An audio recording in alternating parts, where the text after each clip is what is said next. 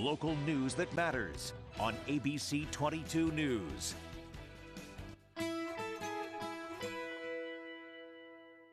At this place in history, we're on Main Street in Stowe with Steve Perkins, the executive director of the Vermont Historical Society. Steve, what brings us here this week?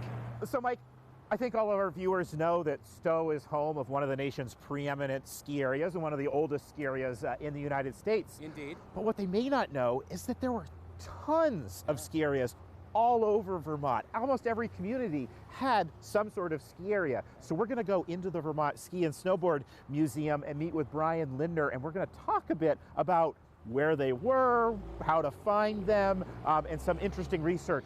Brian, first of all, just from looking at this incredibly large map here, it may surprise a lot of people just where some of these former ski areas might have been. People driving Interstate 89, for example, don't realize that when you go through the cut in the rocks in Waterbury, you're going right through what used to be a ski area at one time. In Plainfield, Goddard College used to have their own ski area, and people drive by it today and it just looks like a wooded hillside. Northfield actually had an amazing ski area with a chairlift, base lodge.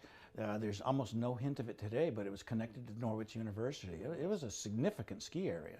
Also out in Underhill, and I think quite famously there was a ski area there. The Underhill Ski Bowl, very, very active up through relatively recent years. How did these ski areas start?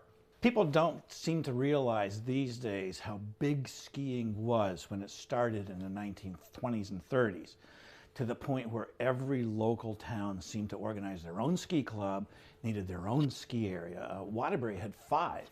To help our viewers a bit, we're talking about alpine ski areas. Where did alpine skiing start and how did it come to the United States? Well, alpine skiing really starts with Scandinavians and Europeans moving to Vermont, seeing the hills and saying, we can do here what we did at home. I see a great parallel in the 20s and 30s between the excitement of new aviation things happen with new skiing things. You can actually go hiking in the woods a couple of places in Vermont today, and in the middle of the forest, you'll find a ski lift. I know from previous spots that we've done, Mike, around the state, and we've looked at skiing, the technology that helped drive some of these, yes, whether it was a rope tow or a lift or a T-bar. Vermonters were creative. They were powered by old 1920s Ford engines and Cadillac engines and cobbed together from car parts. Really some ingenious stuff.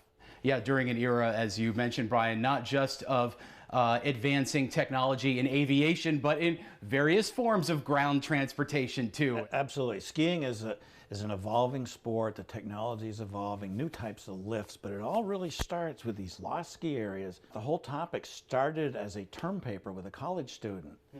And he wrote it up and it just snowballed from there, and he has a great website, the New England Lost Ski Areas Project. Well, I'll have to let him know because the ski area behind my house, it's not marked. Lost ski areas are continually being discovered. This is an ongoing project. And so in addition to the website, if people want to learn more about skiing in Vermont, yep, they can come here, the Vermont Ski and Snowboard Museum. That's correct. This is a great place to come. Rediscovering some of Vermont's lost ski areas at this place in history.